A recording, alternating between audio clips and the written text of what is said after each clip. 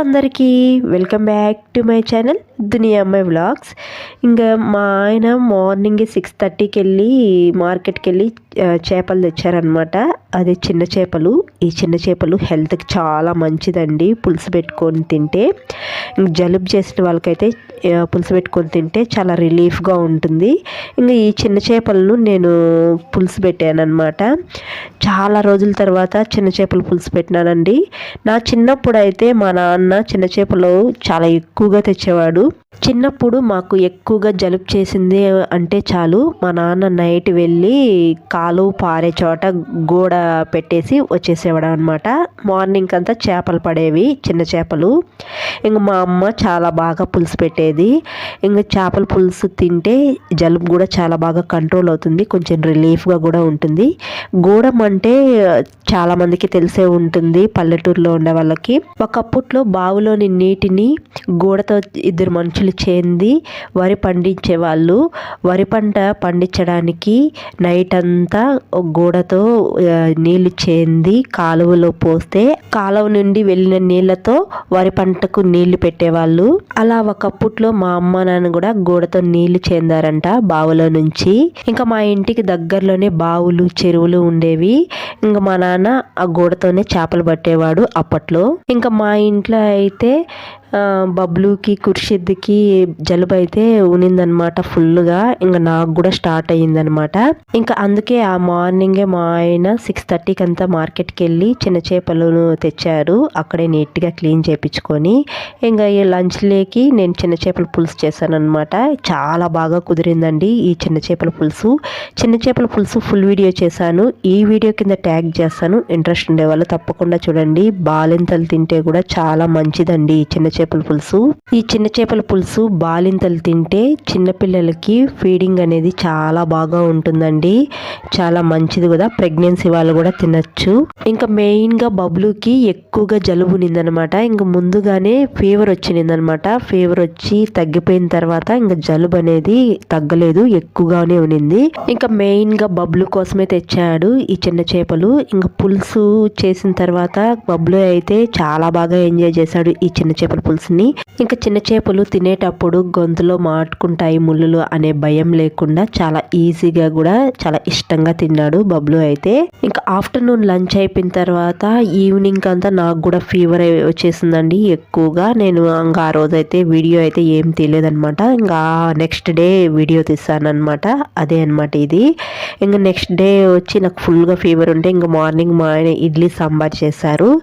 ఇంకా ఇడ్లీ సాంబార్ చేసిన తర్వాత ఆఫ్టర్నూన్ లంచ్లోకి ఏమన్నా చేసుకోండి అంటే ఏం వద్దులే, ఇంట్లో పచ్చళ్ళు ఉన్నాయి కదా వాటితో తినేద్దాము, ఇంకా అందులో పెరుగు తెప్పించుకొని మజ్జిగ పులుసు చేసుకుందాము అన్నారు. ఇంకా అదే అనమాట. ఇక్కడ మజ్జిగ పులుసు చేయడానికి ఆనియన్స్ గ్రీన్ చిల్లీ కట్ చేసుకుంటూ ఉన్నారనమాట. ఇంకా వాళ్ళు బ్యాచిలర్స్గా ఉన్నప్పుడు రూమ్లో ఏ కర్రీస్ వండుకోలేనప్పుడు ఇలా మజ్జిగ పులుసు చేసుకునే వాళ్ళంట. ఇంకా అదే ఇప్పుడు చేస్తున్నారు. ఇంకా మజ్జిగ పులుసు చేస్తే పిల్లలు కూడా బాగా తినేస్తారు కదా, చేసేస్తే తొందరగా అయిపోతుంది తినేస్తారు అని చేస్తున్నారనమాట. ఇంకా నా వ్లాగ్లో ఏదో ఒక రెసిపీ ఉండాలి అనుకుంటాను. ఇంకా మా ఆయన చేసిన ఈ చిన్న రెసిపీ అయితే మీతో షేర్ చేసుకుంటున్నానండి. వాళ్ళు బ్యాచిలర్గా ఉన్నప్పుడు చేసుకునే రెసిపీ అనమాట.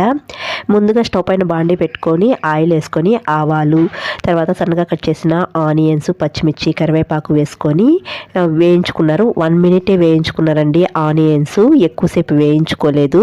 తర్వాత పసుపు సాల్ట్ వేసుకొని వేయించుకునేసారు. 1 minute వరకు వేయించుకొని స్టవ్ ఆఫ్ చేసుకునేసారు.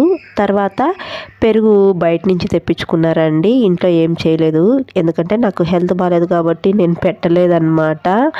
ఇంకా బయట నుంచి పెరుగు తెప్పించుకొని ఆ పెరుగుని బాగా కలుపుకునేసారనమాట. కొద్దిగా వాటర్ వేసి కలిపి పెట్టుకొని ఆ పోపునంతా ఈ మజ్జిగలో వేసేసి కలుపుకునేసారనమాట.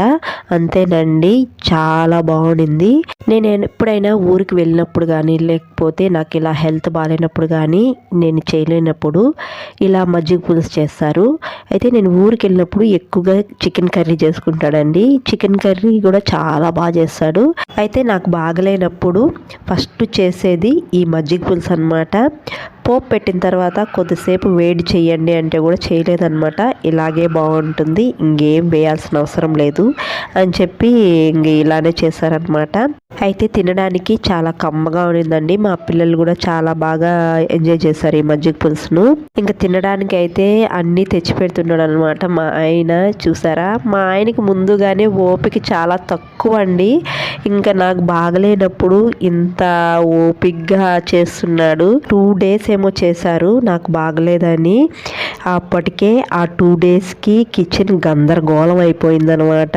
మనకు బాగలేనప్పుడు మనల్ని ప్రేమగా చూసుకునే వాళ్ళు ఉంటారు, ప్రేమ లేని వాళ్ళు వీళ్ళకి చెయ్యాలా అని విసుక్కుండే వాళ్ళు కూడా ఉంటారనమాట. పెళ్ళికి ముందు మనకి హెల్త్ బాగాలేనప్పుడు మనల్ని ప్రేమగా చూసుకునే వాళ్ళు టైంకి చేసి పెట్టి తినమ్మా అని బతిమలాడుకునే వాళ్ళు. మనం ఒకవేళ తినకపోతే తినే వరకు వదిలిపోరు. మనం విసుక్కున్నా కానీ అప్పుడు మనకు మన మీద వాళ్ళకి ఎంత ప్రేమ ఉందో అనేది మనకు తెలియదు అనమాట.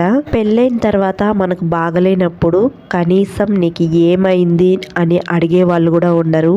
అప్పుడు అర్థమవుతుంది మనం పెళ్ళికి ముందు మనల్ని ప్రేమగా జాగ్రత్తగా చూసుకునే వాళ్ళు ఉన్నారు, పెళ్ళి తర్వాత హెల్త్ బాగాలేనప్పుడు కనీసం గుప్పడి మెతుకులు కూడా పెట్టే వాళ్ళు ఉండరు అని అప్పుడు అర్థమవుతుంది అనమాట. ఏదేమైనా మనకి హెల్త్ బాగాలేనప్పుడు తెలుస్తుంది మనల్ని ఇష్టపడే వాళ్ళెవరు, ఇష్టపడని వాళ్ళెవరు అనేది అమ్మాయిలకైనా కానీ అబ్బాయిలకైనా కానీ తెలుస్తుంది. పెళ్ళైన తర్వాత అమ్మాయిలు ఖచ్చితంగా భర్త సహాయమే కోరుకుంటారండి. భర్త అనేది ఒక చిన్న సహాయం చేసినా భార్య సంతోషపడిపోతూ ఉంటుంది. అదే అమ్మాయిలైతే పెళ్ళైన తర్వాత బంధం ముడిపడడంతో పాటు బాధ్యత కూడా ఎక్కువైపోతుంది. పిల్లలు పుట్టిన తర్వాత అయితే ఇంకా ఎక్కువగా బాధ్యత ఉంటుంది. అదే అబ్బాయి అయితే ఇంట్లో వాళ్ళ కోసం బయట వెళ్ళి కష్టపడుతూ ఉంటాడు, తన ఆరోగ్యాన్ని పక్కన పెట్టి కూడా.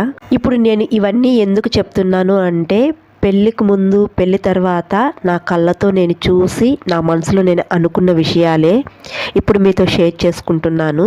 ఏదేమైనా కానీ అబ్బాయి కానీ అమ్మాయి కానీ మహారాజు మహారాణి అనుకుంటే అది పెళ్ళికి ముందే.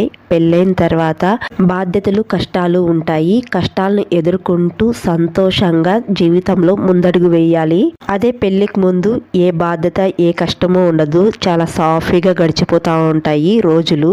నాకు పెళ్లి కాక ముందు హెల్త్ బాగలేకన్నా ఉంటే మా అమ్మమ్మ మా తాతయ్య దిగులు పడిపోయేవాళ్ళు. నేను ఏడిస్తే వాళ్ళు ఏడ్చేవాళ్ళు, నేను బాధపడితే వాళ్ళు బాధపడేవాళ్ళు, నేను నవ్వితే వాళ్ళు నవ్వేవాళ్ళు. చాలా ప్రేమగా చూసుకున్నారు. మా అమ్మమ్మకి మా అమ్మ ఒకే ఒక కూతురు కావడం వల్ల మా అమ్మకి మెట్టినింటిలో ఇబ్బందిగా ఉండడం వల్ల మా అమ్మ కష్టం చూడలేక నన్ను 1 year బేబీగా ఉన్నప్పుడే మా అమ్మమ్మ తీసుకొచ్చేసిందంట. నాకు ఊహ తెలిసినప్పటి నుంచి పెళ్ళయ్యేంత వరకు నేను మా అమ్మమ్మ దగ్గరే పెరిగాను. చాలా ప్రేమగా చూసుకునే వాళ్ళు. నాకు అప్పట్లో ఆ ప్రేమ అస్సలు అర్థమయ్యేదే కాదు. నాకు పెళ్ళైనాక అర్థమైంది వాళ్ళకు నా మీద ఎంత ప్రేమ ఉందో. నాకు హెల్త్ బాగాలేనప్పుడు మా అమ్మమ్మ వంట చేసి తీసుకొచ్చి బ్రతిమలాడుకునేది, తిను తిను అని చెప్పేసి. నేను తినకుండా విసుక్కుండేదాన్ని. ఎందుకు ఇలా విసిగిస్తున్నావు, నువ్వు చిరాకు పడేదాన్ని. అయినా నన్ను వదిలి పక్కకు వెళ్ళేది కాదు. ఎప్పుడు టామ్ అండ్ జెర్రీ లాగా కొట్లాడుకునే మా తాతయ్యకు కూడా నేనంటే చాలా ఇష్టం.